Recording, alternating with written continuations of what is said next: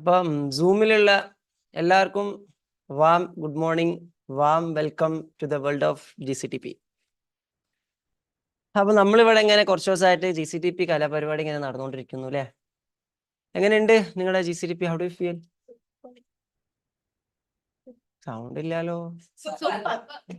Okay, ഇന്ന് നമ്മുടെ 5ാമത്തെ ദിവസമാണ്. ഇന്ന് നമ്മള് പബ്ലിക്കിന് കൂടി ഓപ്പൺ ആക്കിയിട്ടുണ്ട്.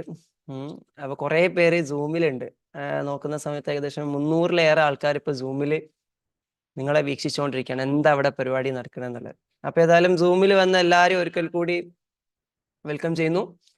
നമ്മളിവിടെ തുടങ്ങുകയാണ്. ഇന്ന് GCTPയിലെ ഒരു പ്രധാനപ്പെട്ട ടോപ്പിക്കാണ് തോട്ട് മാനേജ്മെന്റ്. അതാണ് നമ്മൾ ഡിസ്കസ് ചെയ്യുന്നത്. റെഡിയാണോ എല്ലാവരും? ഓൺലൈനിലുള്ളവർ റെഡിയാണോ? എല്ലാവരും റെഡിയാണോ? നോക്കട്ടെ എന്താണ് അവസ്ഥ. കുറെ പേര് നല്ല വളരെ ഒബീഡിയന്റ് ആയിട്ടുള്ള സ്റ്റുഡൻസിനെ പോലെ വീഡിയോയിലൊക്കെ വന്ന് നന്നായിട്ട് സപ്പോർട്ട് ചെയ്യുന്നുണ്ട്. Super super, great. So happy to see you all. Already നമ്മുടെ കോച്ചസും ഇവിടെ ഉണ്ട് അല്ലേ? കോച്ചസും വന്നിരിക്കുന്നുണ്ട്. Wonderful wonderful. ഓക്കെ, അപ്പൊ നമുക്കിവിടെ ബിഗിൻ ചെയ്യാം. Thought management. അപ്പൊ ഈ ഓൺലൈനിലുള്ള ആൾക്കാർ ഈ കമന്റ് ഒക്കെ ചെയ്താൽ എനിക്ക് സാധാരണ ഗൈഡ് ടോക്കിലുള്ള പോലെ അപ്പം തന്നെ കമന്റ് നോക്കാൻ കുറച്ച് പ്രയാസമുണ്ട്. കാരണം എനിക്ക് നിങ്ങളായിട്ട് ഇപ്പൊ ഇൻവോൾവ് ആയിട്ട് പോകേണ്ട സമയമാണ്. റൈറ്റ്. അപ്പൊ ഇടയ്ക്ക് ഞാൻ കമന്റ് ഒക്കെ ചെക്ക് ചെയ്യും. അപ്പൊ അതിനുള്ള റെസ്പോൺസ് തരാൻ പറ്റുന്നൊക്കെ എന്ത് ചെയ്യാം, തരാൻ വേണ്ടി ശ്രമിക്കുക എന്നുള്ളതാണ്. ഏതായാലും നിങ്ങളിവിടെ ഫുൾ ഉണ്ട് എന്നുള്ള കാര്യം ഉറപ്പുവരുത്താം. എന്തുകൊണ്ട് നമ്മൾ തോട്ട് മാനേജ്മെന്റ് എന്നുള്ളൊരു കാര്യം ഡിസ്കസ് ചെയ്യണം? എന്തുകൊണ്ട് ഡിസ്കസ് ചെയ്യണം?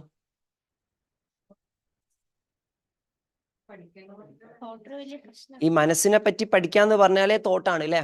ചിന്തകളാണ്. മനസ്സിനെ നമുക്ക് അറിയാനും മനസ്സിനെ നമുക്ക് പരിവർത്തനം ചെയ്തെടുക്കാനും ഒക്കെ actually all is connected to the thought. തോട്ടാണ് അതിന് ഏറ്റവും ബേസിക് ആയിട്ടുള്ള എലമെന്റ് അല്ലേ? ഇപ്പം നമ്മള് ജീവന്റെ അടിസ്ഥാനം അല്ലെ, ജീവന്റെ അടിസ്ഥാനം എന്ന് പറഞ്ഞാല് കോശമാണ്, സെൽ, ബയോളജി. ജീവന്റെ അടിസ്ഥാനം എന്താണ്? കോശം. Means cell is the unit of life. അപ്പം ബയോളജി നമ്മൾ പഠിച്ചു തുടങ്ങുമ്പം ജീവശാസ്ത്രം, ജൈവശാസ്ത്രം, ജീവനുമായി ബന്ധപ്പെട്ട എല്ലാ കാര്യങ്ങളും ശാസ്ത്രീയമായിട്ട് നമ്മൾ പഠിച്ചു തുടങ്ങുകയാണെങ്കിൽ കോശങ്ങളെ പറ്റി പഠിക്കണം. അതായത് നമ്മൾ കോശ നിർമ്മിതമാണ് അല്ലെ? ജീവനുള്ള വസ്തുക്കൾക്കൊക്കെ എന്തുണ്ടായിരിക്കും? കോശം ഉണ്ടായിരിക്കും. മിനിമം ഒരു കോശെങ്കിലും വേണം. അതാണ് ഏകകോശ ജീവികൾ, യൂണിസെല്ലുലാർ ഓർഗാനിസംസ്. അപ്പൊ മിനിമം ഒരു കോശമെങ്കിലും ഉണ്ടെങ്കിൽ അവിടെ ജീവനുണ്ട്. അപ്പം ജീവനെ പറ്റി പഠിക്കാൻ നമ്മൾ കോശങ്ങളെ പറ്റി പഠിക്കുന്നു. ജൈവം ആയ വിഷയങ്ങൾക്കൊക്കെ കോശം. അപ്പൊ പ്ലാന്റിനെ പറ്റി പഠിക്കുമ്പോൾ നമ്മൾ സെല്ലുകളെ പറ്റിയാണ് പഠിക്കുക അല്ലെ? Cellular membrane കണ്ടുപഠിച്ചിട്ടുണ്ടായിരിക്കും ബയോളജിയിൽ. മരത്തിനെ പറ്റിയിട്ട് എന്തിനെ പറ്റി പഠിക്കുകയാണെങ്കിൽ അതിന്റെ അടിസ്ഥാനം എന്ന് പറയുന്നത് എന്താണ്? സെല്ലുകളാണ്. ഇതുപോലെ തന്നെ ഇനിയിപ്പോ ഫിസിക്സിലേക്ക് വന്നാൽ ഊർജതന്ത്രം അല്ലെ? അപ്പോൾ ഫിസിക്സിന്റെ അടിസ്ഥാനം എന്ന് പറഞ്ഞാൽ എനർജിയാണ്, ഊർജം. സെല്ലുകളെ പറഞ്ഞതുപോലെ തന്നെ ഊർജമാണ്. അപ്പോൾ ഊർജതന്ത്രം പഠിച്ചു തുടങ്ങാന്ന് പറഞ്ഞാൽ നമ്മൾ ബേസിക് ആയിട്ട് എന്താണ്, ഊർജത്തിലേക്ക് വരുന്ന സമയത്ത് ബേസിക് ആയിട്ട് നമുക്ക് അറിഞ്ഞിരിക്കേണ്ട കാര്യം, ഊർജം എന്നാൽ ഫ്രീക്വൻസിയും വൈബ്രേഷനും ഒക്കെ ഉള്ള എന്തോ ഒരു സാധനമാണ്. അറിയില്ലേ? എനർജി എന്ന് പറഞ്ഞാൽ അതിന് ഫ്രീക്വൻസി ഉണ്ടായിരിക്കും, വൈബ്രേഷൻ ഉണ്ടായിരിക്കും. ഇതാണ് നമ്മൾ ഫിസിക്സിനെ പറ്റി പഠിക്കുമ്പോൾ ബേസിക് ആയിട്ട് അറിഞ്ഞിരിക്കേണ്ട കുറച്ച് കാര്യം. ഇനി കെമിസ്ട്രിയിലേക്ക് വന്നാൽ നമ്മൾ പറയും കെമിസ്ട്രി എന്ന് പറഞ്ഞാൽ സ്റ്റഡി ഓഫ് മാറ്റർ ആണ്. രസതന്ത്രം എന്ന് പറഞ്ഞാൽ ബേസിക് ആയിട്ട് നമ്മൾ അറിഞ്ഞിരിക്കേണ്ടതാണ് മാറ്ററുകളെ പറ്റിയിട്ട് പഠിക്കുക എന്നുള്ളതാണ്. അപ്പൊ മാറ്റർ എന്താന്ന് ചോദിച്ചാൽ അത് അവിടെ കേട്ടെ. മാറ്റർ നമുക്ക് ഏറ്റവും ഷോർട്ടായിട്ട് പറയണേ atom. Every matters are made up of atom. രസതന്ത്രം മാറ്ററുകളെ പറ്റി പഠിക്കലാണ്. മാറ്റർ എന്ന് പറഞ്ഞാൽ പദാർത്ഥങ്ങൾ, ഇവിടെയുള്ള എല്ലാ വസ്തുക്കളും, സോളിഡ്, ലിക്വിഡ്, ഗ്യാസ് ഒക്കെ ആയിട്ടുള്ള എല്ലാ വസ്തുക്കളും. ഈ എല്ലാ വസ്തുക്കളെയും പറ്റി ഏറ്റവും അടിസ്ഥാനപരമായിട്ട് പഠിക്കാൻ തന്നെ ഒരു വസ്തുവിനെ പറ്റി പഠിക്കണമെങ്കിൽ അതിലൊരു ആറ്റത്തെ പഠിക്കുക എന്നുള്ളതാണ് അല്ലെ? ഒരു ആറ്റത്തെ പിടിച്ച് പഠിച്ചാൽ ആ വസ്തുവിൽ എന്താണ് ഗുണഗണങ്ങൾ നമുക്ക് മനസ്സിലാക്കാൻ പറ്റും. ഇപ്പം ഞാൻ ഇട്ടിരിക്കുന്ന ഈ ഒരു സ്യൂട്ട് അല്ലെങ്കിൽ ഒരു ബ്ലേസർ, ഇത് എന്താണ് ഇതിന്റെ പ്രോപ്പർട്ടി എന്ന് അറിയാൻ ഇതിലെ ഒരു കഷ്ണം നൂലെടുത്തിട്ട് പഠിച്ചാൽ മതി അല്ലെ? ഈ മെറ്റീരിയൽ കൊണ്ടാണ് ഇത് ഉണ്ടാക്കിയ. അപ്പം മാറ്ററിനെ പഠിക്കാൻ ഒരു ആറ്റത്തെ പഠിച്ചാൽ ആ ആറ്റമായിരിക്കും അതിൽ പരിപൂർണമായിട്ടുണ്ടായിരിക്കാം. അപ്പൊ ചില കാര്യങ്ങളിൽ അതിലെ ഊർജ്ജം ഏതാന്ന് പഠിക്കേണ്ടി വരും. ഊർജ്ജത്തിന്റെ ഫ്രീക്വൻസിയും വൈബ്രേഷൻ ഏതാ പഠിക്കേണ്ടി വരും. ചില കാര്യങ്ങളെ മനസ്സിലാക്കാൻ ആറ്റത്തെ പറ്റി പഠിക്കേണ്ടി വരും ബേസിക് ആയിട്ട്. ചില കാര്യങ്ങളെ മനസ്സിലാക്കാൻ സെല്ലുകളെ പറ്റിയിട്ട് എന്ത് ചെയ്യേണ്ടി വരും? പഠിക്കേണ്ടി വരും എന്നുള്ളതാണ്. ഭാഷ പഠിക്കാൻ ബേസിക് ആയിട്ട് വേണ്ട എന്താ? മലയാളം പഠിക്കണമെങ്കിൽ അക്ഷരം പഠിക്കണം. ഇപ്പൊ ഭാഷയുടെ അടിസ്ഥാനം അക്ഷരമാകുന്നു. ആൽഫബറ്റ്സ്, അക്ഷരമാലയാകുന്നു ഭാഷ പഠിക്കാനുള്ള. സംഗീതം പഠിക്കാനോ സ്വരങ്ങൾ, അവ എല്ലാത്തിനും ചില അടിസ്ഥാനങ്ങളുണ്ട് അല്ലെ? എന്തിനെ പറ്റി പഠിക്കുകയാണെങ്കിൽ അതിന് ബേസിക് ആയിട്ട് ഫൗണ്ടേഷനിൽ പഠിക്കേണ്ട കുറച്ച് കാര്യങ്ങളുണ്ട്. അപ്പൊ നമ്മളെ പറ്റി നമ്മൾ പഠിക്കുക, അല്ലെങ്കിൽ മനസ്സിനെ പറ്റി പഠിക്കുക എന്ന് പറഞ്ഞാൽ മനസ്സിന്റെ അടിസ്ഥാന യൂണിറ്റ് എന്ന് പറഞ്ഞാൽ ചിന്തയാണ്. Thought is the basic unit of mind. Why? മനസ്സിനെ പറ്റി പഠിച്ചു തുടങ്ങണമെങ്കിൽ നമുക്ക് ആകെയുള്ള വഴി എന്താണ്?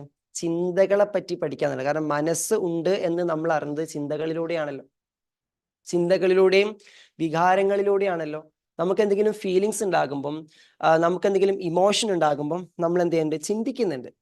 അപ്പൊ മനസ്സിലേക്ക് കടന്നു ചെല്ലണമെങ്കിൽ, മനസ്സിനെ പഠന വിധേയമാക്കണമെങ്കിൽ, മനസ്സിനെ പരിവർത്തനത്തിനോ മാറ്റത്തിനോ മറ്റെന്തെങ്കിലും കാര്യത്തിന് വേണ്ടിയിട്ട് ഉപയോഗപ്പെടുത്തണമെങ്കിൽ ബേസിക് ആയിട്ട് നമുക്ക് കിട്ടേണ്ട കാര്യം എന്താണ്? മൈൻഡിന്റെ തോട്ടിനെ പറ്റി പഠിക്കുക എന്നുള്ളതാണ്. ക്ലിയർ ആണല്ലോ? അപ്പം ഇവിടെ നമുക്ക് ഒരുപാട് ഓപ്ഷൻസ് ഉണ്ട് പഠനത്തിന് അല്ലെ? എന്തോരം ബ്രാഞ്ചുകളാ? ഫിസിക്സ് ഉണ്ട്, ബയോളജി ഉണ്ട്, കെമിസ്ട്രി ഉണ്ട്. അവിടെ നിൽക്കുന്നില്ല. ഓരോരോ ഇൻഡസ്ട്രികൾ നമ്മൾ നോക്കാം. പല മേഖലകളിൽ പല കാര്യങ്ങൾ പഠിക്കാൻ. ആർട്ട് തന്നെ നോക്കിയാൽ ഡിഫറെന്റ് ടൈപ്സ് ഓഫ് ആർട്ടുകൾ പഠിക്കാനുണ്ട്. ഇനി സംഗീതമാണെങ്കിൽ സംഗീതം, സ്വരം പഠിച്ച് അങ്ങനെ ഇങ്ങനെ ഇഷ്ടം പോലെ വെറൈറ്റികൾ നമുക്ക് പഠിക്കാൻ വേണ്ടിയിട്ട് ഇവിടെ ഉണ്ട്. ഇതിൽ ഇഷ്ടമുള്ളവർക്ക് ഏതാണോ താല്പര്യം അതെടുത്ത് പഠിക്കാം. അതാണല്ലോ, നമുക്ക് എന്ത് പഠിക്കാനാണ് ഇഷ്ടം ആ വിഷയങ്ങൾ എടുത്ത് പഠിക്കുക എന്നുള്ളതാണ്. പക്ഷേ ഈ ഏത് കാര്യം നമുക്ക് ഇഷ്ട വിഷയമാകുന്ന സംഗീതമാകട്ടെ, രസതന്ത്രമാകട്ടെ, ശാസ്ത്രീയ വിഷയങ്ങളാകട്ടെ, കലാപരമായിട്ടുള്ളാകട്ടെ, പൊളിറ്റിക്സ് ആകട്ടെ, റിലീജിയൻ ആകട്ടെ, സ്പിരിച്വൽ ആവട്ടെ, വാട്ടെവർ, ആർട്ട് ആവട്ടെ, ക്രാഫ്റ്റ് ആവട്ടെ, വാട്ടെവർ ഇറ്റ് ഈസ്, ഇതൊക്കെ പഠിക്കണമെങ്കിലും ബേസിക്കലി ഈ പഠനം സംഭവിക്കുന്നത് മനസ്സിലാണല്ലോ. ഇപ്പൊ പഠനം അല്ലെങ്കിൽ അറിയുക, അന്വേഷിക്കുക, പഠിക്കുക എന്ന് പറഞ്ഞ പ്രതിഭാസം നടക്കുന്നത് മനസ്സിലാണ്. നിങ്ങൾ സംഗീതം പഠിക്കുകയാണെങ്കിലും നിങ്ങൾക്ക് ചിന്തിക്കണം അല്ലെ? നിങ്ങൾ ശാസ്ത്രം പഠിക്കുകയാണെങ്കിലും നിങ്ങൾക്ക് ചിന്തിക്കണം. എന്ത് പഠിക്കുകയാണെങ്കിലും പഠിക്കുക എന്നതിന്റെ അടിസ്ഥാനം മനസ്സിൽ സംഭവിക്കുന്ന ഒരു പ്രതിഭാസമാണ്. അങ്ങനെയാണെങ്കിൽ പഠനത്തിന് വേണ്ടി എന്തെങ്കിലും തിരഞ്ഞെടുക്കുന്നതിന് മുന്നേ പഠനത്തിന് വേണ്ടി നമ്മൾ ഉപയോഗപ്പെടുത്തുന്ന മനസ്സിനെയും അതിലെ ചിന്തകളെയും പറ്റി പഠിച്ചു തുടങ്ങുക എന്നുള്ളത് ആദ്യത്തെ പഠനം. ക്ലിയർ? ഫസ്റ്റ് ലേണിംഗ് അതാ വേണ്ടത്. ശരിയായ രീതിയിലും ശരിയായ ദിശയിൽ നമുക്ക് പഠിച്ചു പോകണമെങ്കിൽ മനസ്സിനെ പറ്റിയിട്ട് എല്ലാവരും പഠിക്കണം. ഡോക്ടറും പഠിക്കണം. മെഡിസിൻ മാത്രം ഡോക്ടർ പഠിച്ചാൽ പോരാ. ഡോക്ടർ എന്തിനെ പറ്റി പഠിക്കണം? മനസ്സിനെ പറ്റി പഠിക്കണം. എഞ്ചിനീയറും പഠിക്കണം മനസ്സിനെ പറ്റിയിട്ട്, അമ്മയും പഠിക്കണം മനസ്സിനെ പറ്റിയിട്ട്, കുഞ്ഞും പഠിക്കണം മനസ്സിനെ പറ്റിയിട്ട്. എല്ലാവരും മനസ്സിനെ പറ്റി പഠിക്കണം. കാരണം മനസ്സിന്റെ തിരഞ്ഞെടുക്കലുകളാണ് നമ്മുടെ ഓരോ ഇഷ്ടങ്ങൾ. നമുക്ക് പലരോട് ഇഷ്ടമുണ്ട്, നമുക്ക് പലരോടും താല്പര്യമുണ്ട്. ഈ താല്പര്യങ്ങൾ ജനിക്കുന്നത് മനസ്സിലാണ്. ആ താല്പര്യങ്ങളെ പിന്തുടരുന്നത് മനസ്സുകൊണ്ടാണ്. അപ്പൊ ഏതെങ്കിലും ഒരു പോയിന്റിൽ വെച്ചിട്ട് പെട്ടെന്ന് നമുക്ക് അതിനോട് താല്പര്യം പോയാലോ, ആ സബ്ജക്റ്റിനോടുള്ള ഇൻട്രസ്റ്റ് പോകാന്ന് പറഞ്ഞാൽ സബ്ജക്റ്റിന്റെ കുഴപ്പമില്ല, മനസ്സിന്റെ കുഴപ്പമാണ് അല്ലെ? ഭയങ്കര താല്പര്യത്തോടു കൂടി തുടങ്ങിയതാണ്, പക്ഷെ തുടരാൻ പറ്റുന്നില്ല. അപ്പം ഞാൻ ഒരു സബ്ജക്റ്റിനോട് താല്പര്യത്തോടു കൂടി പഠിച്ചു തുടങ്ങിയാൽ മാത്രം പോരാ. പഠനം സംഭവിക്കുന്ന മനസ്സ് എൻ്റെ കൂടെ കട്ടക്ക് നിൽക്കണമെങ്കിൽ പഠനത്തിനോടൊപ്പം, പഠിക്കാൻ തിരഞ്ഞെടുത്ത വിഷയത്തിനോടൊപ്പം തന്നെ പഠനം സംഭവിക്കുക എന്ന ഒരു അവസ്ഥ സംഭവിക്കുന്ന കോണ്ടെക്സ്റ്റ് ആകുന്ന മനസ്സും അതിലെ പ്രതിഭാസങ്ങളെ പറ്റിയും കൂടി നമ്മൾ അറിഞ്ഞിരിക്കണം. ക്ലിയർ ആണോ? ഇപ്പൊ മൈൻഡ് എന്ന് പറയുന്നത് നമ്മളെ കൂടെ ഉണ്ടെങ്കിൽ ചിന്തകളെ ശരിയായ ദിശയിൽ ഉപയോഗപ്പെടുത്താൻ പറ്റിയാലേ നമ്മളുടെ താല്പര്യങ്ങളായിട്ട്, നമ്മുടെ ഇഷ്ടങ്ങളായിട്ട് നമ്മൾ കരുതുന്ന വിഷയങ്ങളെ പോലും നമുക്ക് കീഴടക്കാൻ വേണ്ടി പറ്റുള്ളൂ. ക്ലിയർ ആണോ? ഈ പ്രപഞ്ചത്തിൽ ഒരുപാട് വിഭവങ്ങളുണ്ട്, ഇഷ്ടംപോലെ വിഭവങ്ങളില്ല. ഈ പ്രകൃതിയിലേക്ക് നോക്കിയ വെള്ളമുണ്ട്, കാറ്റുണ്ട്, വെളിച്ചമുണ്ട്, ഒക്കെ ഉണ്ട്.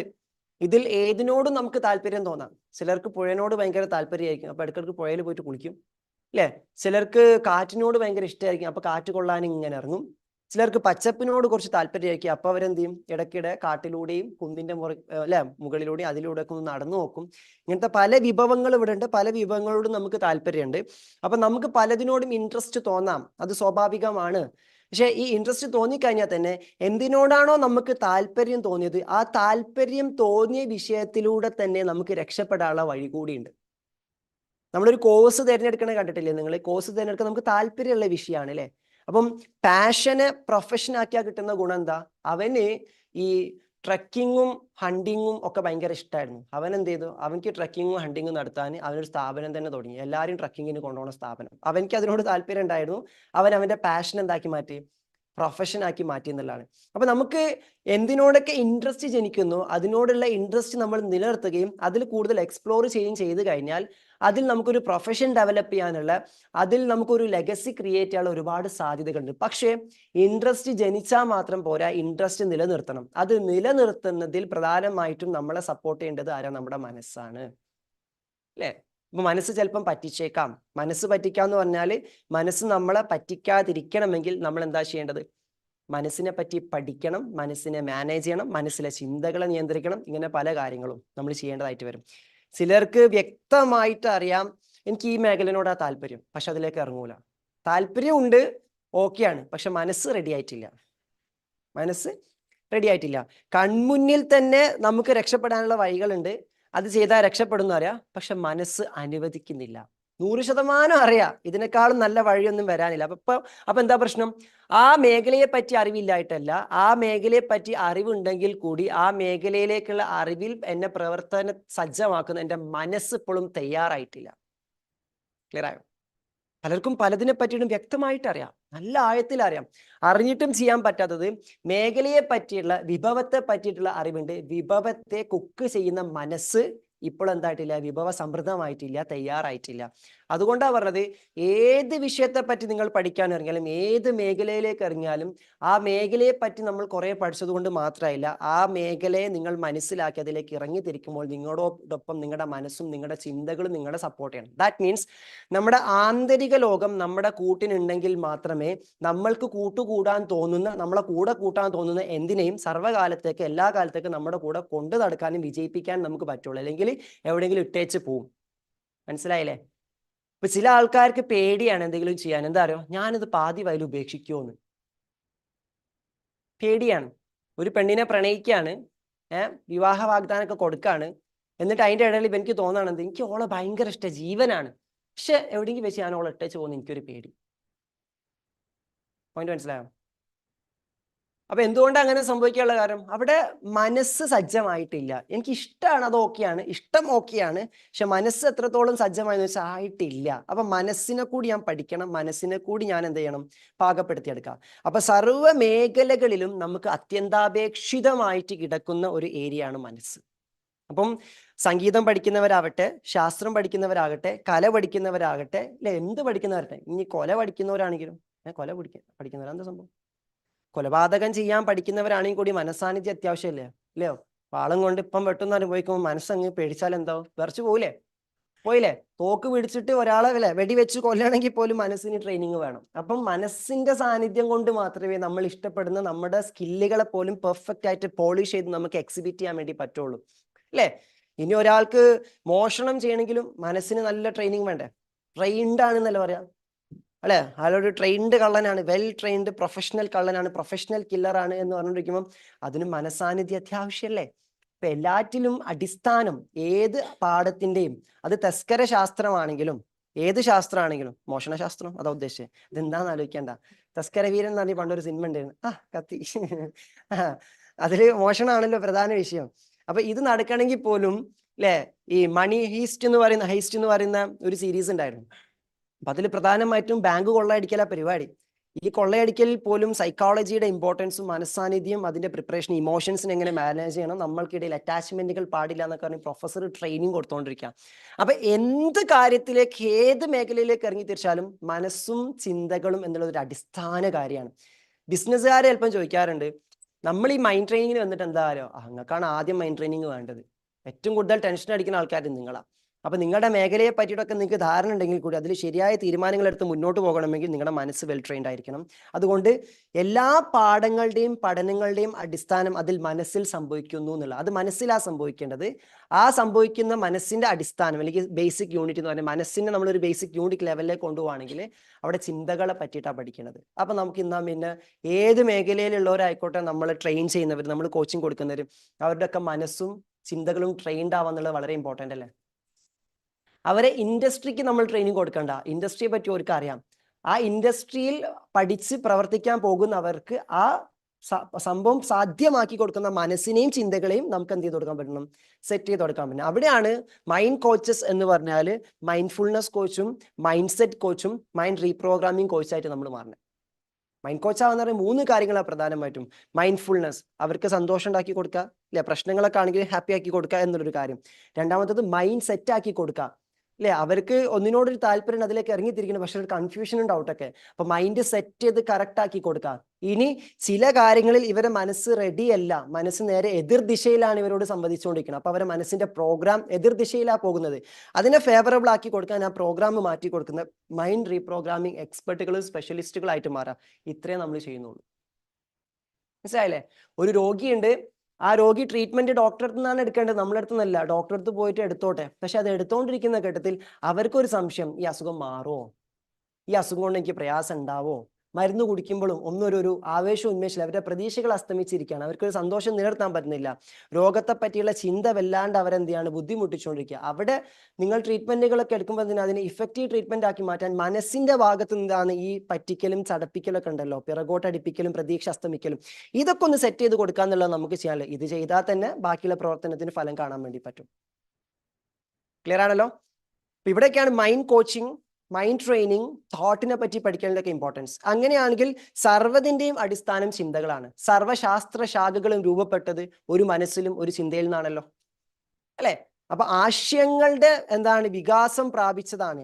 ഒരു ആശയം അത് വികാസം പ്രാപിച്ച് മാറുമ്പോൾ, വികാസത്തിലേക്ക് എത്തുമ്പോൾ, ഒരു ആശയം തുന്നിച്ചേർത്ത് വികാസം പ്രാപിച്ച് പടർന്ന് പന്തലിക്കുമ്പം അതൊരു ഐഡിയോളജി ആവും. ഓളജി എന്ന് പറഞ്ഞ ശാസ്ത്രമല്ലേ, ഐഡിയ എന്ന് പറഞ്ഞ ആശയമാണ്, അല്ലെ?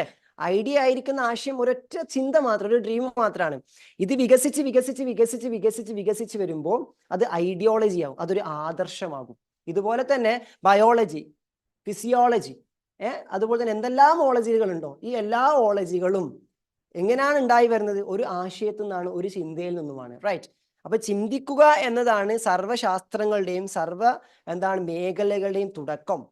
അപ്പം ചിന്തയിൽ നിന്നും തുടങ്ങുമ്പോൾ ആദ്യം ചിന്തയെ പറ്റി തന്നെ പഠിക്കുക എന്നുള്ളതാണ്. അപ്പം ചിന്തകളെ പറ്റി പഠിക്കുകയും ചിന്തകളെ പറ്റി ചിന്തിച്ച് ധ്യാനിക്കുകയും ചെയ്യുന്ന പ്രോസസ്സിന് നമ്മൾ പറഞ്ഞ പേരാണ് മെഡിറ്റേഷൻ പോലെ തിങ്കിറ്റേഷൻ. എന്താണ് തിങ്കിറ്റേഷൻ? എഴുതി വെച്ചോ, ആവശ്യം വരും. തിങ്കിറ്റേഷൻ.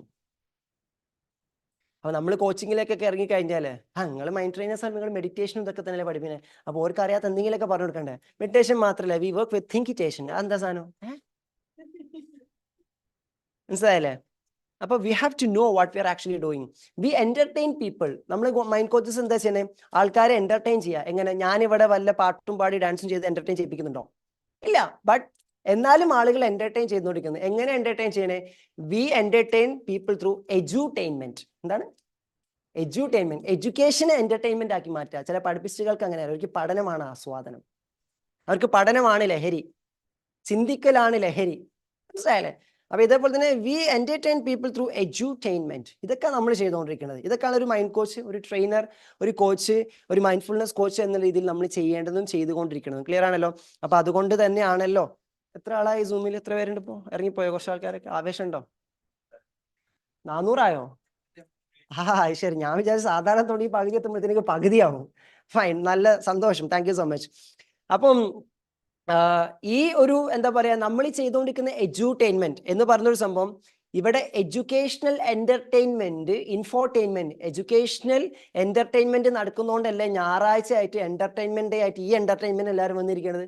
So there is an addiction or an entertainment in the way we think and the way we learn. അപ്പൊ ചിന്തകളെയും പഠനത്തെയും എന്റർടൈൻമെന്റ് ആക്കി മാറ്റി കഴിഞ്ഞാൽ അത് വല്ലാത്തൊരു രസമായിട്ട് മാറും, അത് വല്ലാത്തൊരു ഹരമായിട്ട് മാറും. That's it. ഇതാണ് ഒരു മൈൻഡ് കോച്ച് എന്ത് ചെയ്യണത്? ചെയ്തുകൊണ്ടിരിക്കുന്നത്. അപ്പൊ നമുക്ക് മറ്റൊരു എന്റർടൈൻമെന്റിന് ബദലായിട്ട് നമ്മുടെ ചിന്തകളെ തന്നെ നമുക്ക് എന്റർടൈൻ ചെയ്തുകൊണ്ടിരിക്കുക. അപ്പൊ ആലോചിച്ച് നോക്കിയാൽ ആൽബർട്ട് ഐൻസ്റ്റീന്റെ എന്റർടൈൻമെന്റ് എന്തായിരുന്നു? ചിന്തിക്കുക, കണ്ടെത്തുക, അതിൽ മുഴുകി രസമാവുക. ഒരു ഫിസിസിസ്റ്റിന്റെ എന്റർടൈൻമെന്റ് എന്താ? ചിന്തിച്ചിരുന്നിട്ട് അതിലിങ്ങനെ ഭയങ്കര രസമായിട്ട് കളിച്ചുകൊണ്ടിരിക്കുക. അവർക്കൊരു കളിയാണ്. ഒരു മാത്തമാറ്റീഷ്യന്റെ എന്റർടൈൻമെന്റ് എന്താ? ഫുട്ബോൾ ആണോ ക്രിക്കറ്റ് ആണോ? അത് വേറെ ഉണ്ടായിരിക്കും. അതിനേക്കാളും കൂടുതൽ അവർ എന്റർടൈൻ ചെയ്തുകൊണ്ടിരിക്കുന്ന എഡ്യൂടെയിൻമെന്റിലാണ്. ദാറ്റ് മീൻസ് അവരുടെ ചിന്തകളെ അവരെന്താക്കി മാറ്റി? തിങ്കിറ്റേഷനിലൂടെ അവരുടെ മേഖലയ്ക്ക് വേണ്ടിയിട്ട് സെറ്റ് ആയിട്ടില്ല. അവർ ഏത് ഏരിയ ആണോ ചൂസ് ചെയ്യുന്നത് ആ ഏരിയയിൽ തന്നെ എന്റർടൈൻമെന്റും ആസ്വാദനവും കണ്ടെത്താനുള്ള ഇതിലേക്ക് ചിന്തകൾ അവർ സെറ്റാക്കി, മനസ്സിനെ സെറ്റാക്കിയപ്പോൾ അവർക്ക് മാത്സിൽ കുളിക്കാൻ തോന്നാണ്, ഒരു ഹരം, ഒരു കിക്ക്. ചില പഠിപ്പിച്ചിട്ട് കുട്ടികളെ ഞാൻ കാണാറുണ്ട്, മിസ് 2 ക്വസ്റ്റ്യൻ കൂടി തരുമോ എന്ന്. ഇപ്പൊ തന്നെ 2 എണ്ണം കൂടി തരുമോ മിസ് എന്ന് പറഞ്ഞിട്ട് എന്ത് ചെയ്യും? മിസ് കുഴപ്പമില്ല, ഇത് ഞാൻ വീട്ടിൽ നിന്ന് ചെയ്ത് നോക്കട്ടെ, നാളെ കൊടുക്കാനുള്ള ക്വസ്റ്റ്യൻ ആയിരിക്കും മിസ്സിന്. മിസ്സിന്റെ ലിസ്റ്റ് തീർന്നോ ഇത് നാളെ കൊടുത്തിട്ടില്ലെങ്കിൽ? എന്നാലും ഈ കുട്ടി എന്തെങ്കിലും വീട്ടിൽ പോയിട്ടൊക്കെ ചെയ്ത് നോക്കി. ഇതൊരു എന്റർടൈൻമെന്റ്.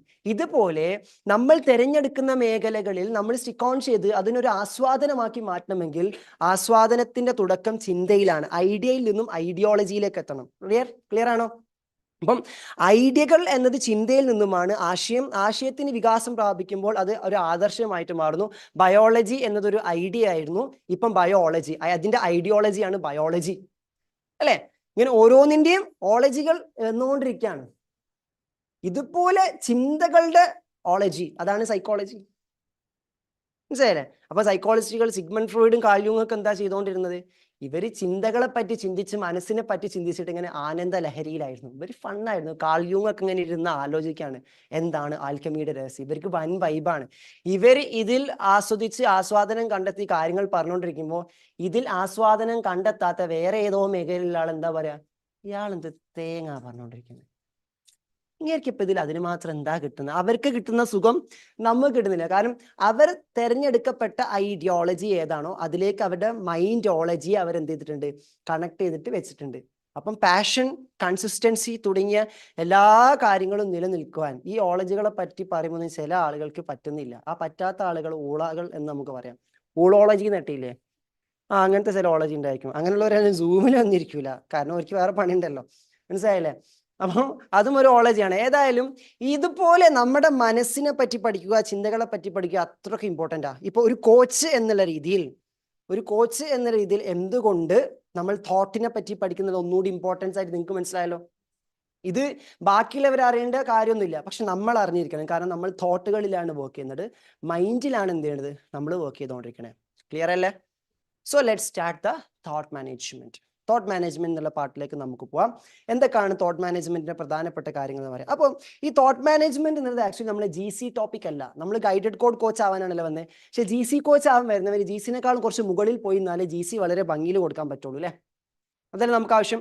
അപ്പൊ അതുകൊണ്ടാണ് അഡ്വാൻസ്ഡ് ടോപ്പിക്കുകൾ നമ്മൾ ഇവിടെ ആഡ് ചെയ്യണം. ഇപ്പൊ ഇന്നലെ മൈൻഡ് ആൻഡ് ഹെൽത്ത് നമ്മൾ ഡിസ്കസ് ചെയ്തു.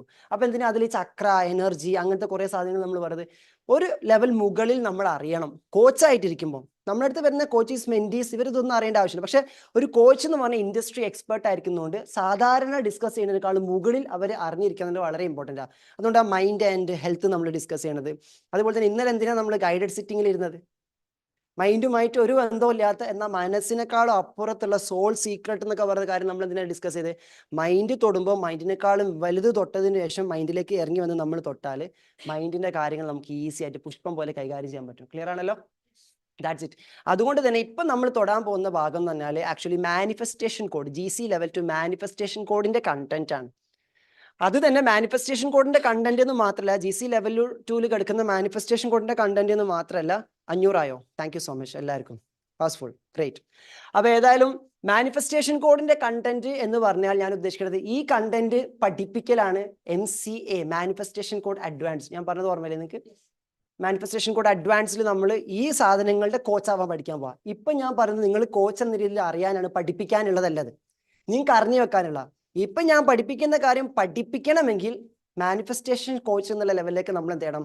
എലവേറ്റ് ചെയ്യണം. പക്ഷെ നമ്മൾക്ക് ആ കണ്ടന്റ് ഒക്കെ വെക്കുന്നത് GC കോച്ചുകൾ എപ്പോഴും ഒരു പടി മുകളിൽ ഇരിക്കണം. നമ്മളെ കോച്ചസ് സംസാരിച്ചു തുടങ്ങിയാൽ ശാസ്ത്രത്തിലും അല്ലെ, അതുപോലെ തന്നെ അതിഭൗതിക ശാസ്ത്രത്തിലും ഫിസിക്സിലും മെറ്റാഫിസിക്സിലും എല്ലാത്തിലും, മിസ്റ്റിസിസത്തിലും സ്പിരിച്വാലിറ്റിയിലും സയന്റിഫിക് സ്പിരിച്വാലിറ്റിയിലും സർവ്വ മേഖലകളെ പറ്റിയിട്ടും ഇൻഡസ്ട്രി അല്ലെങ്കിൽ ആ ഒരു മേഖലയെ പറ്റി അറിവുള്ളവരായിരിക്കും നമ്മളെ കോച്ചസ്.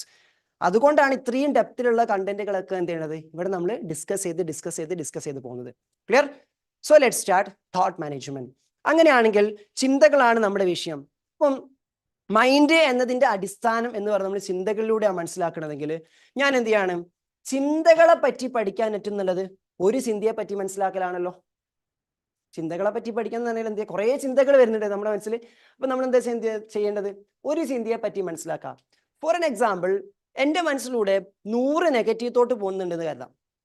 100 negative thought. ഈ 100 നെഗറ്റീവ് തോട്ട് എന്ന് പറഞ്ഞാൽ ഈ നെഗറ്റീവ് തോട്ടുകളൊക്കെ വേറെ വേറെ തോട്ടുകളാണ്. പക്ഷേ ഈ നെഗറ്റീവ് തോട്ടുകളെ കൂട്ടി യോജിപ്പിച്ച് നോക്കിയാൽ ഈ നെഗറ്റീവ് തോട്ടുകൾ, വ്യത്യസ്തമായ നെഗറ്റീവ് തോട്ടുകളുടെ മുഴുവനും ഒരു നേച്ചറിലുള്ളതായിരിക്കും. അത് മുഴുവനും വിളിച്ച് പറയുന്നത് ഒരു നേച്ചർ ആയിരിക്കും. ചിലപ്പോൾ ഇൻസെക്യൂരിറ്റി ആയിരിക്കാം. എനിക്ക് എവിടെയോ ഫിയർ ഉണ്ട്, ഒരു ഇൻസെക്യൂർ ഫീലിംഗ് ഉണ്ട്. ആ ഇൻസെക്യൂർ ഫീലിങ്സ് എന്നെ ഹിറ്റ് ചെയ്ത് കഴിഞ്ഞാൽ, ആ ഇൻസെക്യൂരിറ്റി തോട്ട് എന്നെ ഹിറ്റ് ചെയ്ത് കഴിഞ്ഞാൽ അതിന്റെ പരിണിത ഫലമായിട്ട് 100ഓളം നെഗറ്റീവ് ചിന്തകൾ എനിക്ക് വരാം.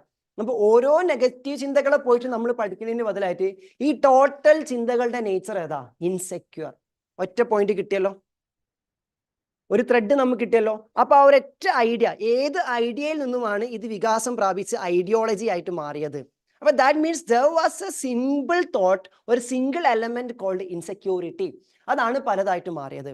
അല്ലെങ്കിൽ ചിലപ്പോൾ നമ്മൾ ഒന്നുകൂടി വീക്ഷിച്ചു കഴിഞ്ഞാൽ കുറേ തോട്ടുകൾ ഇങ്ങനെ വന്നു പോകുന്നുണ്ട്.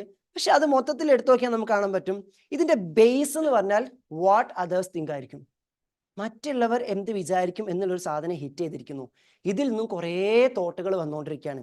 പക്ഷേ ഇങ്ങനെ ആ തോട്ടിന്റെ ബേസ് എന്താണ്, ബേസ് യൂണിറ്റ് എന്താണെന്ന് പിക്ക് ചെയ്യാൻ പറ്റാത്ത സാധാരണക്കാരെ സംബന്ധിച്ചിടത്തോളം മറ്റുള്ളവർ വന്നിട്ട് ഇങ്ങനെ കുറേ ആദികളും വ്യാധികളും അല്ലെ പറഞ്ഞുകൊണ്ടിരിക്കുന്ന സമയത്ത് ഇതിലെല്ലാത്തിനും റിയാക്ട് ചെയ്യേണ്ടി വരും.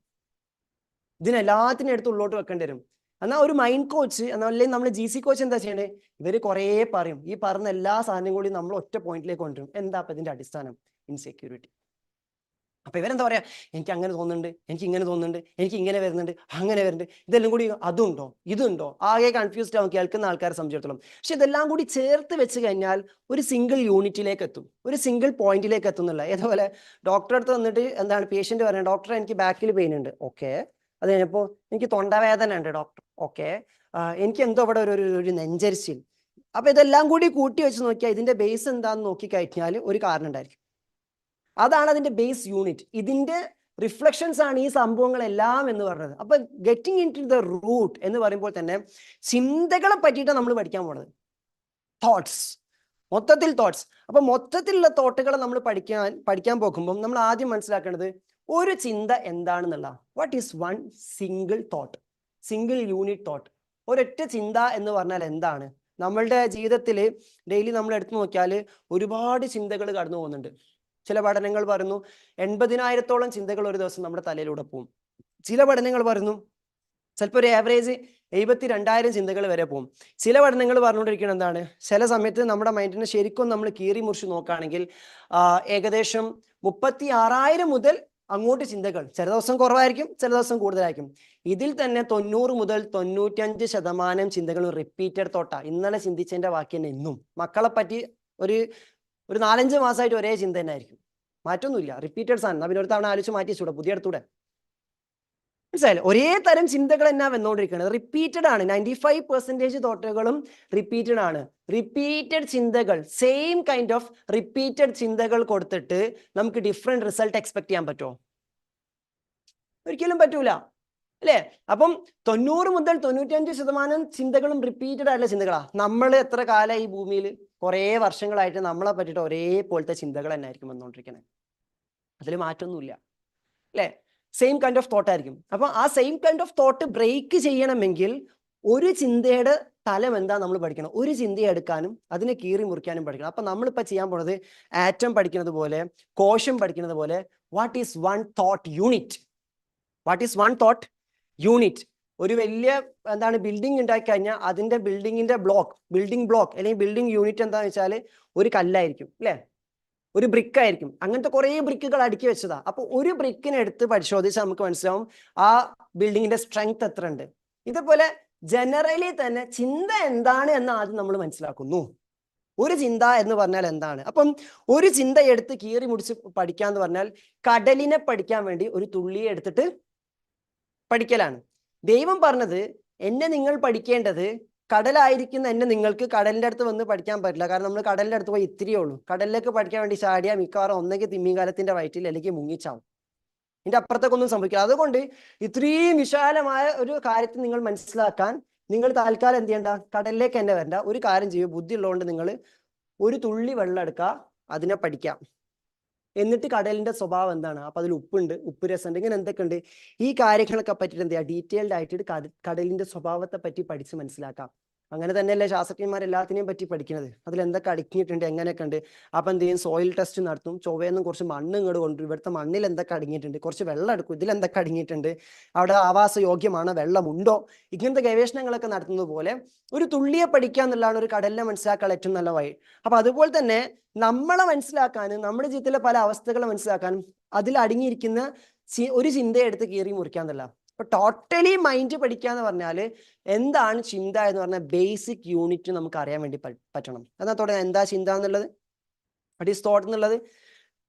ഇതിൽ ചിലപ്പം മാനിഫെസ്റ്റേഷൻ കോഡ് പാർട്ടിസിപ്പൻസ് ഉണ്ടായിരിക്കും. നിങ്ങൾക്ക് ഇതൊരു റെപ്പറ്റീഷൻ ആയിരിക്കും. കാരണം മാനിഫെസ്റ്റേഷൻ കോഡിന്റെ ബേസ് ഫസ്റ്റ് സെഷൻ തന്നെ ഇതാ. ഞാൻ GCTPയിൽ ഇത് എടുക്കുമ്പോഴും പറയാറുണ്ട്, ഇവിടുന്നാണ് മാനിഫെസ്റ്റേഷൻ കോഡ് തുടങ്ങുന്നത്, GC ലെവൽ 2 തുടങ്ങുന്നത്. ചില ആൾക്കാർ വിചാരം എന്താണോ, GC ഒക്കെ ചെയ്ത് ഇതൊക്കെ ആകുമ്പോഴത്തേക്ക് ഒക്കെ ആയി എന്നാണ്. ഓക്കെ ആയി, പക്ഷെ ഒക്കെ ആയിട്ടില്ല. LKG എന്ന് ഞാൻ എപ്പോഴും പറയാറുണ്ട് അല്ലേ. അതേ ഒരു LKG അവയർനെസ് ആണ്. പ്രീ പ്രൈമറി അല്ലെങ്കിൽ pre class training, pre KG session എന്നൊക്കെ പറയുമ്പോൾ അതിൻ്റെ ഒരു ട്രെയിനിങ് ആണ്. എവിടുന്നാണ് മാനിഫെസ്റ്റേഷൻ കോഡ് തുടങ്ങുന്നത് എന്ന് ചോദിച്ചാൽ ഇപ്പം ഞാൻ പറയാൻ പോകുന്ന പോയിന്റ് നിന്നാണ് എന്ത് ചെയ്യേണ്ടത്, തുടങ്ങാൻ വേണ്ടി പോകുന്നത്. അപ്പൊ ഇതിൽ കുറച്ച് സയൻസ് ഒക്കെ ഉണ്ടായിരിക്കും, കാര്യമൊക്കെ ഉണ്ടാവും, മനസ്സിലായല്ലേ. അപ്പം സയൻസ് നമ്മൾ കാര്യമാക്കാതിരിക്കൽ എപ്പോഴാന്ന് വെച്ചാൽ സയൻസ് ജീവിതത്തിന്റെ ഭാഗമാകുമ്പോഴാണ്. നമ്മളെ ലൈഫിലേക്ക് ചേർത്ത് വെച്ച് നോക്കിയാൽ സയൻസ് നമുക്ക് സിമ്പിൾ ആയിട്ട് എക്സ്പീരിയൻസ് ചെയ്യാൻ പറ്റും. ഡെയിലി ലൈഫിലെ സയൻസ് എന്ന് പറയുമ്പോൾ വരുമ്പോൾ നമുക്കത് എന്താണ്, വളരെ യൂസ്ഫുൾ ആയിട്ടുള്ള കാര്യം, വളരെ ഈസി ആയിട്ടാണ്. ക്ലിയർ അല്ലേ? ഡൺ. ഇപ്പൊ നോക്കാം, തോട്ട്, ചിന്തകൾ. നിങ്ങൾക്ക് ബോറടിക്കുന്നുണ്ടോ? ഉണ്ടോ? ഇല്ല, എനിക്കൊന്നും ചെയ്യാൻ കഴിയില്ല, ഇങ്ങനെയൊക്കെ എനിക്ക് ക്ലാസ് എടുക്കാൻ അറിയുള്ളൂ. ഓൺലൈനിലുള്ളവർക്ക് ബോറടിക്കുന്നുണ്ടോ? നിങ്ങൾക്ക് ബോറടി ഉണ്ടോ? ഉണ്ടോ? കമന്റ് നോക്കട്ടെ, ഇവരെന്താ പരിപാടി നോക്കട്ടെ. ഓക്കെ, ഇവർക്ക് ബോറടി ഉണ്ടോ ചോദിച്ചാൽ നോക്കട്ടെ. No, never. ഇൻട്രസ്റ്റിംഗ്, ആയിക്കോട്ടെ. ഈ പറഞ്ഞ അതേ ഇൻട്രസ്റ്റ് ഇപ്പം പറഞ്ഞ ടോപ്പിക്കിൽ ഉണ്ടോന്ന് കൂടി നോക്കണേ. ഇതുവരെ വന്നതിലല്ല, ഇനി പറയാൻ പോണ സാധനത്തിൽ കൂടി ആ ഇൻട്രസ്റ്റ് ഉണ്ടോ നോക്കാം. കാരണം ഇത് അഡ്വാൻസ് ആയിട്ട് പറയാനുള്ള കാരണം എന്താ വെച്ചാൽ നമുക്ക് അറിവിന് എതിരായിട്ടുള്ള പ്രോഗ്രാമുകൾ സ്കൂളിൽ നിന്നും അവിടുന്ന് ഇവിടുന്നൊക്കെ ആയിട്ട് ഓൾറെഡി കിട്ടിക്കണം. ചില സബ്ജക്റ്റുകളോടുള്ള വിരക്തി, ആ സബ്ജക്റ്റ് പിന്നീട് നമ്മൾ തൊടുമ്പോൾ അതുമായിട്ട് ബന്ധപ്പെട്ട് എന്തെങ്കിലും വരുമ്പോൾ ഓ ഇവിടെയും ഫിസിക്സ് ആണോ, ഇവിടെയും മാത്സ് ആണോ, ഇവിടെയും എക്കണോമിക്സ് ആണോ എന്ന് തോന്നും. ഇതെന്തുകൊണ്ടാ? എക്കണോമിക്സുമായിട്ടുള്ള ഒരു ഇടപെടലിൽ ഉണ്ടായിട്ടുള്ള ആ ഒരു പ്രോഗ്രാം ഉണ്ടല്ലോ. അപ്പൊ അത് കാരണം ജീവിതം രക്ഷപ്പെടാനുള്ള ഈ സാധനം നഷ്ടപ്പെടുത്തരുത് എനിക്ക് പറയാനുള്ളത്. അതാണ് അഡ്വാൻസ് ആയിട്ട് പറഞ്ഞുള്ളത്. ഫൈൻ. അപ്പൊ തോട്ടിലേക്ക് വരുമ്പം ഒരു ചിന്ത എന്ന് പറഞ്ഞാൽ എന്താണെന്ന് ചോദിച്ചാൽ ചിന്തകളെ പ്രതിപാദിക്കുന്നിടത്ത് പറയുന്നു, നമ്മൾ ഒരു ചിന്ത, നമ്മുടെ മനസ്സിൽ ഒരു ചിന്ത ഉണ്ടാകുമ്പം ഒറ്റ ചിന്തക്ക് തന്നെ പ്രധാനമായിട്ടും 3 നേച്ചർ അല്ലെങ്കിൽ 3 ക്വാളിറ്റി അല്ലെങ്കിൽ 3 പ്രോപ്പർട്ടീസ് ഇങ്ങനെയൊക്കെ പറയാം. 3 ഗുണങ്ങളുണ്ട് അല്ലെങ്കിൽ 3 ഡയമെൻഷനിൽ ഒരു ചിന്ത പ്രവർത്തിക്കുന്നുണ്ട് നമുക്ക് വേണമെങ്കിൽ പറയാം. ഇപ്പൊ ചിന്തിക്കുക എന്ന് പറഞ്ഞൊരു പ്രതിഭാസം നടക്കുമ്പം ഓരോ ചിന്തകൾക്കും അനുസൃതമായിട്ട് ഓരോ ചിന്തകളും നടന്നുകൊണ്ടിരിക്കുമ്പം ചിന്തയെ ഡിഫൈൻ ചെയ്യണത് എങ്ങനെയാണ്? ചിന്തകളുടെ ഒന്നാമത്തെ ക്വാളിറ്റി എന്ന് പറഞ്ഞാൽ ചിന്തകൾ ഒരു ബയോ കെമിക്കൽ ഇമ്പൾസ് ആണ്. ഇതാണ് ബയോ കെമിക്കൽ. ജീവനുള്ള സാധനമല്ലേ ചിന്തിക്കുള്ളൂ. അപ്പൊ ജീവനുള്ളതായതുകൊണ്ട് ചിന്തകൾക്ക് ബയോ നേച്ചർ ഉണ്ട്, ജൈവം അല്ലെ. ജീവനുള്ളതിലാണ് എന്ത് ചെയ്യേണ്ടത്, ചിന്തകൾ സംഭവിക്കുന്നത്. അപ്പൊ ചിലർ ചോദിക്കുക അപ്പൊ മരങ്ങളോന്ന്, ഇങ്ങനെ ചെടികളോന്ന്. ശാസ്ത്രം പറയുന്നു ചെടികൾക്കും ഫീൽ ചെയ്യാൻ പറ്റും, ഫീലിങ്സ് ഉണ്ട്. മനസ്സിലായല്ലേ? മൃഗങ്ങൾക്ക് പിന്നെ പറയേണ്ടാൽ അറിയാലോ അല്ലെ, വാലാട്ടി പട്ടിയും സ്നേഹം കാണിക്കുന്നതും അല്ലെ കടിച്ച് മാന്തുന്നതും ഒക്കെ ചിന്തിച്ചിട്ട് തന്നെയാണല്ലോ അല്ലെ, സാധനങ്ങൾ കിട്ടിയിട്ട് തന്നെയാണല്ലോ, ഇമോഷണൽസ് ഉണ്ടായതുകൊണ്ട് തന്നെയാണല്ലോ അവർ റിയാക്ട് ചെയ്തുകൊണ്ടിരിക്കുന്നത് അല്ലെ. അപ്പം അതിന്റെ കാര്യം പറയാം. അപ്പൊ ദാറ്റ് മീൻസ് ചിന്തയെ നമ്മൾ അടിസ്ഥാനപരമായിട്ട് മനസ്സിലാക്കുമ്പോൾ ചിന്തിക്കുക എന്ന പ്രതിഭാസം, തോട്ട് പ്രോസസ്സ് നടക്കുമ്പോൾ ഒരു ചിന്ത എന്ന് പറഞ്ഞാൽ അതൊരു ബയോ കെമിക്കൽ ഇമ്പൾസ് ആണ്. നമ്മളിൽ അത് സംഭവിക്കേണ്ടത് ജൈവ രാസ ഇമ്പൾസുകളായിട്ടാണ് എന്ത് ചെയ്യുന്നത്, അത് സംഭവിച്ചുകൊണ്ടിരിക്കുന്നത്. ദാറ്റ് മീൻസ് ചിന്തകൾക്ക് ബയോളജിക്കൽ നേച്ചർ ഉണ്ട് എന്നുള്ളൊരു സംശയമില്ല. കാരണം ബയോളജിയിലാണ് ഇത് നടക്കുന്നത്. ബയോളജി എന്ന നേച്ചർ ഉണ്ട്, അത് നമുക്ക് വിടാം. കെമിക്കൽ, രാസ സ്വഭാവം ഉണ്ട് ചിന്തകൾക്ക്. കെമിക്കൽ, ചിന്തിക്കുമ്പം നമ്മുടെ തലയിൽ, നമ്മുടെ ബ്രെയിനിൽ രാസപ്രവർത്തനം നടക്കുന്നു, ശരിയല്ലേ? അപ്പം കെമിസ്ട്രി എവിടെ ഉണ്ട്? നമ്മുടെ ചിന്തകളിൽ ഉണ്ട്. എന്ത് കെമിസ്ട്രി? നമ്മുടെ ചിന്തകളിലെ കെമിസ്ട്രി മനസ്സിലാക്കാൻ പറ്റാണ്ട് കെമിസ്ട്രി ക്ലാസ് റൂം പോയിട്ടിരുന്നിട്ട് കാര്യമുണ്ടോ? കെമിസ്ട്രി പഠിക്കണ മുന്നേ കെമിസ്ട്രി ഓഫ് ലേണിംഗ് പഠിക്കണ്ടേ, കെമിസ്ട്രി ഓഫ് തിങ്കിങ് പാറ്റേൺ പഠിക്കണ്ടേ? അതുപോലെ തന്നെ ഫിസിക്സ് പഠിക്കാൻ ക്ലാസ് റൂമിൽ ഇരിക്കണ മുന്നേ ഇത് പഠിക്കുന്നത് ചിന്തിച്ചിട്ടാണ് മനസ്സിലാക്കുമ്പോൾ ചിന്തകളുടെ ഫിസിക്സ് ആദ്യം പഠിക്കണ്ടേ, ചിന്തകളുടെ കെമിസ്ട്രി ആദ്യം പഠിക്കണ്ടേ, ചിന്തകളുടെ ബയോളജി ആദ്യം പഠിക്കണ്ടേ, എന്നിട്ടല്ലേ ബയോളജിയെ പറ്റി ചിന്തിക്കേണ്ടത്, എന്നിട്ടല്ലേ കെമിസ്ട്രിയെ പറ്റി ചിന്തിക്കേണ്ടത്, എന്നിട്ടല്ലേ ഫിസിക്സിനെ പറ്റി ചിന്തിക്കേണ്ടത്. അപ്പൊ പഠനം നമ്മളുടെ അകത്തുനിന്ന് തുടങ്ങണം എന്ന് പറയാറില്ലേ? നമ്മുടെ അകത്തുനിന്ന് തുടങ്ങാന്ന് പറഞ്ഞാൽ നമ്മുടെ ചിന്തകളിൽ നിന്ന് തന്നെ എന്ത് ചെയ്യണം, തുടങ്ങണം എന്നുള്ളതാണ്. ക്ലിയർ ആണല്ലോ? അപ്പം ചിന്തിക്കുന്ന സമയത്ത് അവിടെ ഒരു കെമിക്കൽ റിയാക്ഷൻ നടക്കുന്നു. ഫോർ എൻ എക്സാമ്പിൾ, എന്തോ ഒരു ചിന്ത തലേ കയറിയപ്പോൾ ഈ കുട്ടി ഇരുന്ന് കരച്ചിലോട് കരച്ചിൽ. കരയുക എന്ന് പറഞ്ഞാൽ ഒരു കെമിക്കൽ റിയാക്ഷൻ ആണല്ലോ നടക്കുന്നത് അല്ലേ? ഒരു ഹോർമോണൽ റിയാക്ഷൻ അവിടെ നടക്കണം, ഒരു ഹോർമോൺ പ്രൊഡ്യൂസ് ചെയ്യണം, അപ്പോഴേ നമ്മൾ കരയൂ. എന്തോ ഒരു സംഭവം പറഞ്ഞപ്പോൾ ഈ കുട്ടി ഇരുന്ന് ചിരിയോട് ചിരി. ചിരി എന്ന് പറഞ്ഞ ഇമോഷൻ പ്രകടമാകണമെങ്കിൽ അവിടെ അതിന് വേണ്ടിയിട്ടുള്ള കെമിക്കൽസ് ഉണ്ടാവണമല്ലോ. അപ്പം എനിക്ക് ചിരിക്കണം എന്ന് ഭയങ്കര ആഗ്രഹം, പക്ഷെ പറ്റണില്ല. എന്ത് പറ്റി? കെമിക്കൽ റിയാക്ഷൻ നടക്കുന്നില്ല ചിരിക്കാനുള്ള, അവിടെ ബ്ലോക്ക് വന്നു. എനിക്ക് കരയണം എന്ന് വല്ലാത്തൊരു ആഗ്രഹം, പക്ഷെ കരയാൻ പറ്റില്ല. ചില ആൾക്കാർ പറയുന്നുണ്ട് മെഡിറ്റേഷൻ ചെയ്തപ്പോൾ ഓരോക്കെ കരഞ്ഞു, എനിക്ക് കരച്ചിൽ വരുന്നില്ല, എന്തേ കുഴപ്പമുണ്ടോന്ന്, എനിക്ക് മാത്രം കരയാൻ പറ്റിയില്ല എന്ന് അങ്ങനെ പറയാറുണ്ട്. അപ്പൊ ആക്ച്വലി ആ സമയത്ത് കരയാനുള്ള കെമിക്കൽ റിയാക്ഷൻ അവിടെ നടന്നില്ല, നിങ്ങളകത്ത് വേറെ ഏതോ റിയാക്ഷനാണ് നടന്നത്. മനസ്സിലായല്ലോ? ദാറ്റ് മീൻസ് ചിന്തിക്കുമ്പോൾ നമ്മുടെ അകത്തൊരു കെമിക്കൽ റിയാക്ഷൻ എന്ത് ചെയ്യുന്നുണ്ട്, നടക്കുന്നുണ്ട്. അത് സങ്കടമാകാം, സന്തോഷമാകാം. ആ കെമിക്കൽ റിയാക്ഷൻ നടക്കുന്നു എന്ന് നമ്മൾ എങ്ങനെ മനസ്സിലാക്കുന്നത്? ചിന്തകൾക്ക് അനുസൃതമായിട്ട് നമുക്ക് ഫീലിങ്സ് ഉണ്ടാവണില്ലേ? ചിന്തകളുടെ ബൈ പ്രോഡക്റ്റ് അല്ലേ ഫീലിങ്സും ഇമോഷൻസും. ആ ഫീലിങ്സ് ഇമോഷൻ എന്ന് പറയുന്നത് നമ്മുടെ തലയിൽ എന്ത് കെമിക്കൽ റിയാക്ഷൻ ആണ് അപ്പം നടന്നത് അതിനനുസരിച്ച് കിട്ടും. ഇന്നലെ അവർ നോക്കിയിട്ട് എന്ത് അല്ലേ ദുരന്തമാണോ എന്ന് ചോദിച്ചപ്പോൾ നമ്മൾ ചിരിച്ചു തള്ളി, എൻ്റെ ഒരു തമാശ എന്ന് പറഞ്ഞു. രണ്ടാമത്തെ ദിവസം വീണ് എന്തൊരു ദുരന്തമാണോ സജി എന്ന് പറഞ്ഞപ്പോൾ മുഖം ഇങ്ങനായി. എന്തുകൊണ്ടാ? ഇന്നലത്തെ കെമിക്കൽ റിയാക്ഷന് വേറെ സാധനമാണ് നടന്നത്, ഇന്നത്തെ കെമിക്കൽ റിയാക്ഷന് വേറെ നടന്നത്. അവിടെ എന്താ വന്നിട്ടുള്ളൂ? ആക്ഷൻ. നീ എന്ത് ദുരന്തമാണോ സജി എന്നുള്ള ആക്ഷനെ വന്നിട്ടുള്ളൂ. അതിന്റെ റിയാക്ഷൻ ഇവിടുത്തെ കെമിക്കൽ എങ്ങനെയാണോ പ്രോസസ് ചെയ്യുന്നത് അതിനനുസരിച്ചിട്ട് പുഞ്ചിരിയായിട്ടും വരാം, അല്ലെങ്കിൽ കാണിച്ചരടാ എന്നുള്ള സാധനത്തിലും വരാം. It depends on the chemical reaction that happens within. അപ്പൊ നമുക്ക് സന്തോഷം തോന്നുന്നു, നമുക്ക് സങ്കടം തോന്നുന്നു, ഇതിനൊന്നും നമ്പണ്ട. കാരണം എന്താ? കെമിക്കൽ റിയാക്ഷൻ മാറിയതൊക്കെ മാറും. അതുകൊണ്ടല്ലേ നിങ്ങൾ വല്ലാണ്ട് സന്തോഷിക്കുമ്പോൾ എപ്പോഴും സന്തോഷം ഉണ്ടാവുമെന്ന് പ്രതീക്ഷിക്കേണ്ട. വല്ലാണ്ട് സങ്കടപ്പെടുമ്പോൾ എപ്പോഴും സങ്കടം തന്നെ ആയിരിക്കും പ്രതീക്ഷിക്കേണ്ട. കാരണം എന്താ? കെമിക്കൽ റിയാക്ഷൻ മാറിയാൽ തീരാവുന്ന പ്രശ്നമുള്ളൂ. ഇനിയിപ്പോൾ അത് മാറ്റങ്ങൾ പഠിച്ചോൻ്റെ അടുത്ത് പോകണം. ഓൾറെഡി മാറ്റം നിങ്ങൾക്കുള്ള സാധനം നിങ്ങൾ വെട്ട് പണിയെടുത്താൽ പോരെ. പഠിച്ചോനോടെ കെമിക്കൽ റിയാക്ഷൻ മാറ്റാൻ ഇരിക്കുക ആണോ? നമുക്ക് മാറ്റിയാൽ പോരെ. അതല്ല നിങ്ങൾ അകത്തുള്ളത് മാറ്റൂ, നിങ്ങൾ അകത്തുള്ളത് മാറ്റൂ പറഞ്ഞത്. അപ്പൊ ഒരു ന്യൂറോ സയന്റിഫിക് അണ്ടർസ്റ്റാൻഡിങ്ങിൽ ഒന്ന് മനസ്സിലാക്കി നോക്കിയേ. എന്റെ കെമിക്കൽ റിയാക്ഷൻ മാറ്റാൻ എനിക്കറിയൂല, എന്റെ വയറിങ് മാറ്റാൻ എനിക്കറിയൂല. അത് അറിവില്ലായ്മയാണ്. ആ അറിവില്ലായ്മക്ക് ബദലായിട്ട് എന്താ നമ്മൾ ചെയ്യേണ്ടത്? അറിയുക, പഠിക്കുക, മനസ്സിലാക്കുക. ഇത്രയേ ഉള്ളൂ. അതാണ് നമ്മൾ പഠിച്ചുകൊണ്ടിരിക്കുന്നത്. ക്ലിയർ ആണോ? അപ്പം ചിന്തകളെ അടിസ്ഥാനപരമായിട്ട് നമ്മൾ മനസ്സിലാക്കുമ്പം തോട്ടിനുള്ള ഒരു ക്വാളിറ്റിയാണ് കെമിക്കൽ. തോട്ട് കെമിക്കലാണ്. ചിന്തകളിൽ രാസപ്രവർത്തനം എന്ത് ചെയ്യുന്നുണ്ട്? നടക്കുന്നുണ്ട്. അതുകൊണ്ട് തന്നെയാണ് ചില പഠനങ്ങൾ പറഞ്ഞത് നിങ്ങൾ മറ്റൊരാളെ പറ്റി വളരെ റിവെഞ്ച് സ്വഭാവത്തോട് കൂടിയിട്ട്, ദേഷ്യത്തോട് കൂടിയിട്ട്, വെറുപ്പോട് കൂടിയിട്ട് ടോക്സിക് ആയിട്ടുള്ള ചിന്ത എന്ന് അതിന് പറയാം അല്ലെ. ഒരു ടോക്സിക് ആയിട്ടുള്ള ചിന്ത നിങ്ങൾ ചിന്തിച്ചുകൊണ്ടിരിക്കുമ്പോൾ നിങ്ങളുടെ കെമിക്കൽ റിയാക്ഷനും ടോക്സിക്കാ. ദാറ്റ് മീൻസ് വിഷം ഉണ്ടാക്കുമ്പോൾ പ്രകടമാകുന്ന കെമിക്കൽസ് എന്തൊക്കെയാണോ അതൊക്കെ നിങ്ങളുടെ ബ്രെയിന് പ്രൊഡ്യൂസ് ചെയ്യും അല്ലേ.